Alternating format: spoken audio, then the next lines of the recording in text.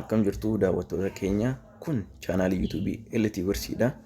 Chaanaalii keenya subscribe akkasumas share like gochuudhaan nuti dhaabbadhaa isiniin jenna. Yuutuubii keenya irratti wantoota barbaachisoo ta'an, wantoota isin barbaachisan waan gallakkifnuuf share gochuudhaan akkasumas mallattoo bilbilaa san tuquudhaan yeroo hunda notifiikeeshinii akkasiin seenuu gochuu ni dandeessu. So yuutuubii keenya irratti fiilmiileen afaan Oromoo gaggabaaboo ni gallakkifamu. Fiilmii dhedheeroonis ni gallakkifamu. Akkasumas immoo wantoota haaraa ta'an odeeffannoolee haaraa waa'ee teekinooloojiitti wal qabatanii keessumaayyuu immoo akkaataatti maallaqa hojjechuu dandeenyu irratti wal qabatanii wantoota jiran karaa salphaa fi karaa gabaabaa ta'e isin barsiisuudhaaf isin hubachiisuudhaaf akkasumas akkasiin hojjettan karaa afaan Oromootiin qopheessinee dhufnee jirra. Har'a immoo pilaatfoormii tokko waliin isin barsiisa. Pilaatfoormiin kun akkaataatti maallaqa karaa salphaa ta'een hojjechuu dandeenyudha. Wanti pilaatfoormoota kanarraa adda isa godhu immoo tokko maallaqa baafachuudhaaf karaa baankii daldala Itoophiyaa fayyadamnee baafachuu dandeenya. Akkasumas immoo karaa kaardiidhaan yookaan bilbila keenya irratti kaardii guuttachuudhaan baafachuu dandeenya waan ta'eef pilaatfoormii salphaa fi baay'ee namatti toludha. Viidiyoon keenyarraa kan irratti xiyyeeffata waan ta'eef jalqabarraa kaasnee hamma xumuraatti tokkoon keessa seennee waan laallu hamma viidiyoon kun dhumatutti nu jalaan hafiinaa isiniin jenna. Like share godhaa. Akkasumas wantoota gaaffii isinitti ta'e immoo koomentii irratti nuu kaa'uu ni dandeessanii. Achirratti hundoofnee immoo viidiyoo haaraa isiniif hojjenna. Gara viidiyootti dabarru. Jalqaba irratti Moonbirrii kana hojii eegaluun dura riijistar godhuun dirqamadha waan ta'eef riijistar godhuudhaaf immoo akkuma amma intarfeesii kanarraa argaa jirtanitti iddoon kun imeelii gaafata, jalitti immoo paaswordii gaafata. Kanneen guutuudhaaf yookaan kana guunnee loogiin gochuudhaaf jalqaba maal gochuu qabna? Riijistar godhuu qabna. Yoo riijistar godhuudhaaf baanne daatabeezii irratti waan nun beekneef gara siistamatti waan nun galchineef jalqaba maal goona? Riijistar kan jettu kana tuqna. Riijistar hiir. Akkaawuntiin don't have an account riijistar hiir jedha. Kana jechuun akkaawuntiin qabdu yoo qabaachuu baatte asii galmaa'ii jechuu isaati waan ta'eef asii dhufnee riijistar hiir jennee tuqnaa jechuudha. Gaafa riijistar jennuun asitti informaashinoota kan akka guunnuu nu gaafata. Jalqaba irratti leegal neem nuun jaa. Amma fakkeenyaaf ani maqaa kootii nan bana. Tafarii taansuudhaan imeelii keenya galchina. Imeelii keessan asitti imeelii yaadachuu dandeessan. Imeelii yeroo hedduutti fayyadamtan galchaadha. Itti aansuudhaan konfirmi imeelii jedha.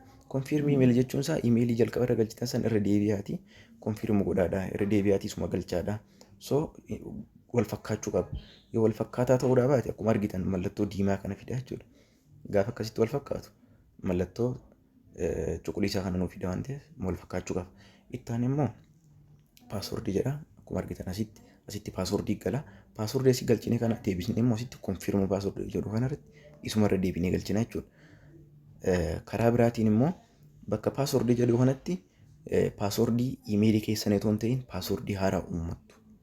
Paaswordii hin irraanfanne paaswordii yaadachuu dandeessan ofii uumtu jechuudha. So anis paaswordii mataa kiyyaan hanqannaa fi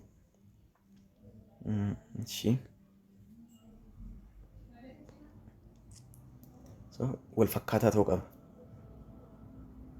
Yoo wal fakkaataa ta'uudhaa baate siistamichi nurraan fudhatu waan ta'eef wal fakkaataa ta'uu qabaa jechuudha. So kiyyaawwan wal fakkaachaa hin jiru irra deebi'een guuta lamaan isaatu jechuudha. Paaswordii yaadachuu danda'u.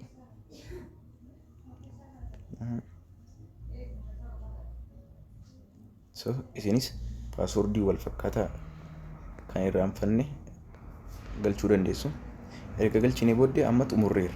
Akkuma argitan leegal neemii kan jiru irratti maqaa kiyya galcheera. Imeelii irratti fi konfirmii imeelii irratti immoo imeelii koo galcheera. Paaswordii fi konfirmii paaswordii irratti galchee xumureera jechuudha. Ergan fixee booddee mallattoo saayin aap jettu kanaan tuqaa jechuudha. Kun sababni isaas gaafan saayin aap godhu akka information kan koo kana fuudhee maal godha? Daatabeezii irra seef naa godha jechuudha. Yeroo biraa achi keessa akka riitiraayiv godhee naa baasuudhaaf. So akkuma argitan seeneen jira jechuudha. Siistamichi na fudhatee jira jechuudha. Yeroo biraatiif immoo loogaatu goonee seenuu yoo barbaanne as nuti mallattoon loogaatu jettu kun nu jirti. Asii baanee imeelii biraatiin deebinee galuu ni dandeenya. So daangaadhaa miti jechuudha. Akkuma argitan pilaatfoormiin isaa kana fakkaata. Akkuma argitan gubbaa kanarratti peementii inni jira. Peementi meetiidiin lama fayyadama. Tokko CBA birriidha yookaan immoo baankii daldala Itoophiyaa. Baasuudhaaf immoo xiqqaa yoo ta'e hanga birrii 1,000 ta'uu qaba. Gaafa birrii 1,000 ta'e isinii baasa jechuudha. Kan inni baasu immoo ji'aan baasa waan ta'eef amma fakkeenyaaf Feebruaarii 20tti baasa kun. Gaafa Feebruaarii 20 ga'e jechuudha. Inni kan biraa asitti immoo informationaalee keenya bakka itti guunnuudha. Informationii keenya irra deebinee guutuu dandeenya. Osoo pilaatfoormii kanaan hojjechuun eegaliin dura informationii keenya guuttachuun gaariidha waan ta'eef, sababni isaas baankii daldala Itoophiyaatti waan hojjetuuf akkaawuntii nambarii keenya galchuu qabna. Achirratti nuuf erga waan ta'eef jechuudha. Asaa deebinuuti. Akkuma argitan kana leegaal neem kan jiru kanarratti irra deebinee maqaa keenya galchina. Maqaa keenya irra deebinee maqaa reefuntaan itti galmoon isaa irra deebinee galchina jechuudha. Maqaa guutuu ergasii booddee akkuma argitan gara gadii kanatti immoo CBA akkaawuntii nambar waan jedhuuf new akkaawuntii nambarii keenya asitti galchina. Erga galchinee booddee immoo akkaawuntuma sana irra deebinee galchine konfirmu goonaaf. Sababni irra deddeebi'ee konfirmii nu gaafatuuf akka dogongorri nu uumamneef dhimmi kun dhimma maallaqaa waan ta'eef akkaawuntii biraarratti akka hin galleef konfirmii irra deddeebi'ee nu gaafataa jechuudha. So asitti akkaawuntii keenya erga guunnee booddee akkaawuntii baankii keenya amma fakkeenyaaf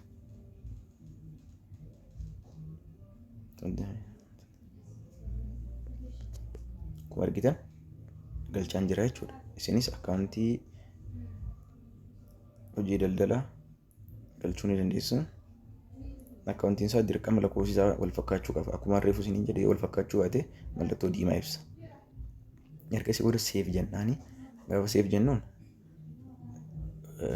nu galmeessee jira jechuudha. Bakka informationii keenya amma nu galmeesseera. Kana booddee hojjechuu dandeenya.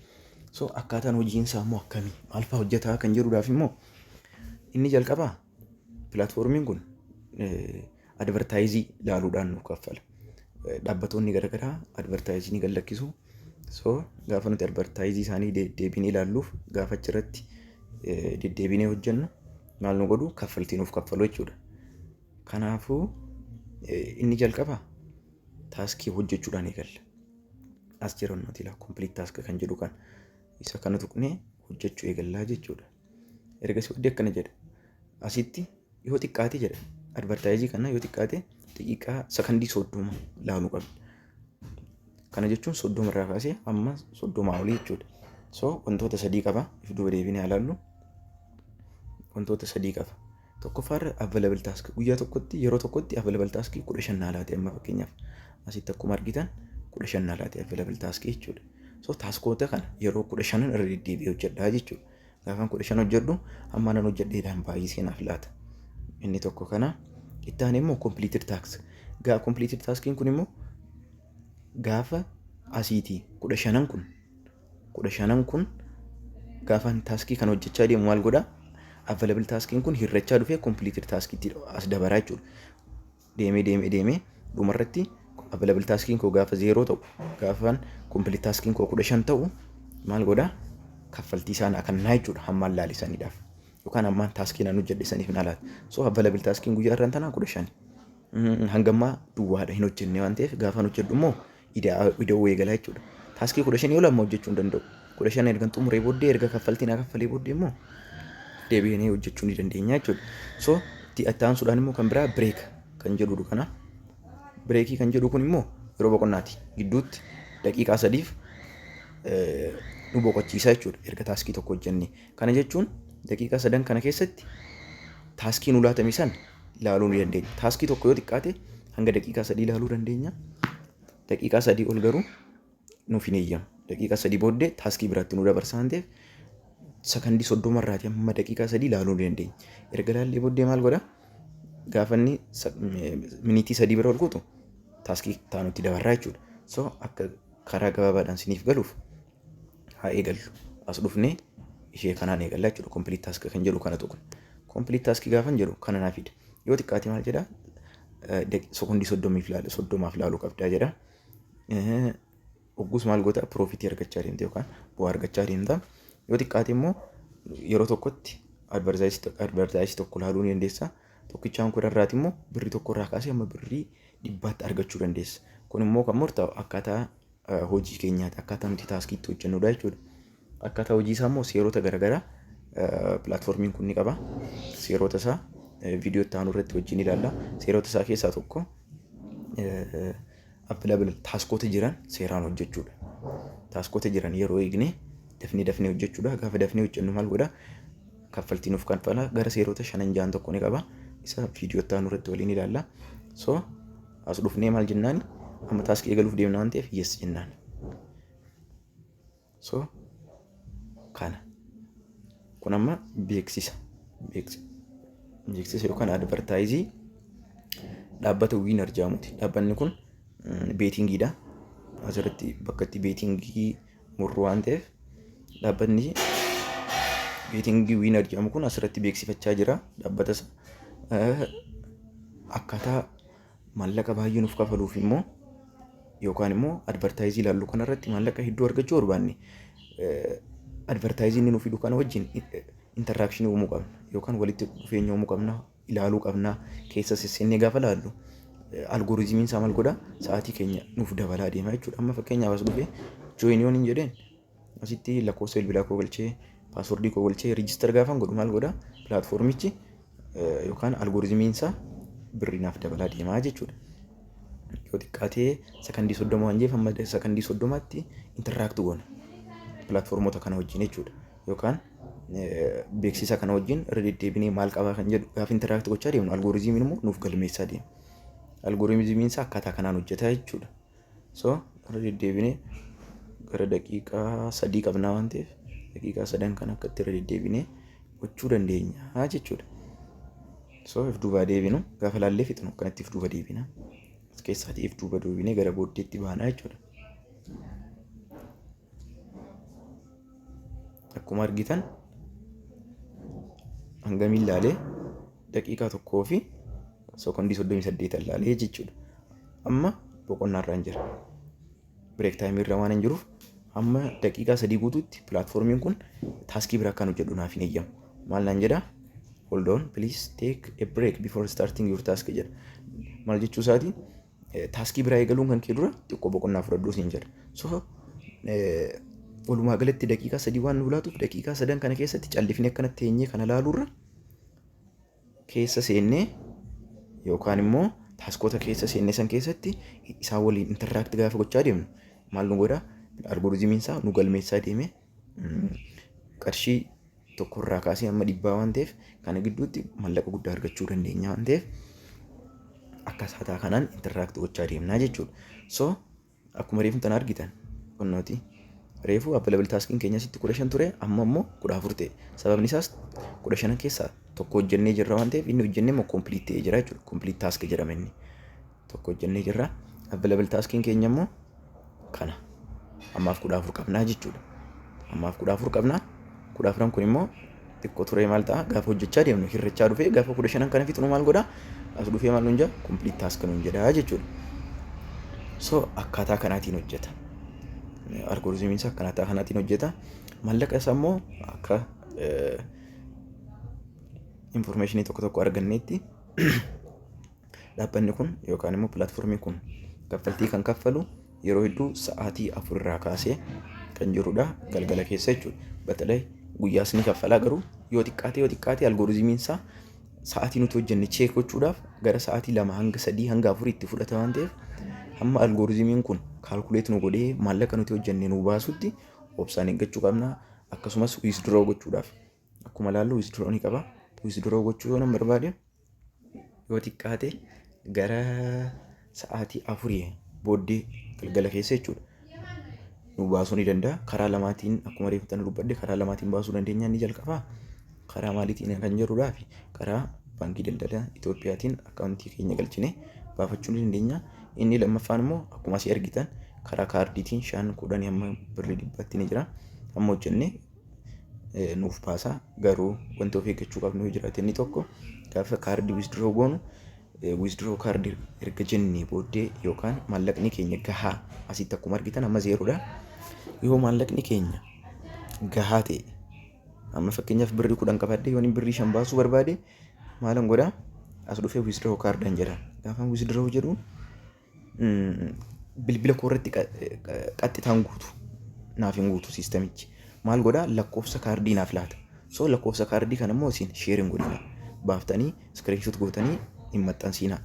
Erga sirra maal gootu ofii keessanii qabaddaati ofumaaf guuttadhaa. So yeroo baay'ee sa'a 4 irraa kaaseeti kaffaltii kan kaffalu kaardii isaa ta'uu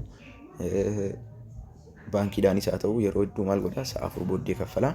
So siistamiin kun akka kanatti hojjeta. Bal'inaan immoo viidiyoo ta'an irratti wajjin hojjenna. Maal maal akka itti dabalatu yookaan immoo maal maal akkaan irratti isiniif hojjedhu barbaaddan yoo jiraate koomentii irratti naaf kaa'adha. Achirraa fuudheenaan immoo qindeessee akka isiniif ta'utti isiniif hojjedha. Yeroo hedduu guruppii keessa seenee ilaalaan ture teelegiraama irratti namoonni baay'een ammuma bannee ammuma taaskiin keenya akka dafee guddatuu barbaanna. So obsa gaafata. Suuta jennee teenyee tasgabboonee haa hojjennu. Ammas birrii 5 birrii 10 hojjennee baasuudhaaf hin jarjariina. Birrii 5 10 hojjettan siistamichi ni hojjeta sinii baasa. Sin garuu baasuudhaaf hin jarjariina. So obsaatii walitti qabadhaadha. Yoo rabbi sin gargaari birrii 1000 gaafa geessan baankiidhaan withdraw gochuu dandeessu. Yoo ta'uu baate immoo kaarduma birrii 100 illee wayya malee kaardii 5 baastanii siistamni isaanii hojjetaa fi hin hojjetuusaa beekamaadha ni hojjeta. Mirkaneeffannee jirra waan ta'eef amma akkaawuntii tokko irratti hojjechaa jira. Sirriidhaan ni hojjeta siistamichi birriis ni baasa. So kana fakkaata pilaatfoormii kana wajjin wal baraadhaan isiniin jedha. Hiriyoota keessan akka fayyadaman taasisaadha. Sababni isaas gaafa namoonni baay'een fayyadaman kaffaltiin isaas baay'ee dabalaa deema waan ta'eef namoota gara kanaatti affeeraadha. Pilaatfoormiin kun wanta haalaan namatti tolu keessaati. Maallaqa galchuu sin gaafatu. Akkatuma pilaatfoormoota kaanii maallaqa galchitee waan hojjettu hin qabu. Qaxxitaa bakka advertaayizii ilaalteetuma birrii argattaa jechuudha. Yoo baay'ate daqiiqaa taaskii tokko hojjechuudhaaf amma daqiiqaa 45 akkas fudhachuu danda'a. Obsaan hojjedhaadha. Birrii baay'ee irraa argattu. Akkaawuntii 2 3 4 banattanii hojjechuus ni dandeessu.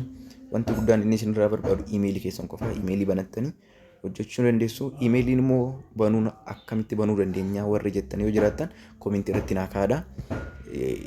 Baay'ina keessan irratti hundaa'een akkaataa iimeeliitti banuu dandeenyu viidiyoo isiniif hojjedha. So kana fakkaata amma deebinee wal arginutti nagaan turaan isiniin jedha isiniin jaalladha guyyaa gaarii.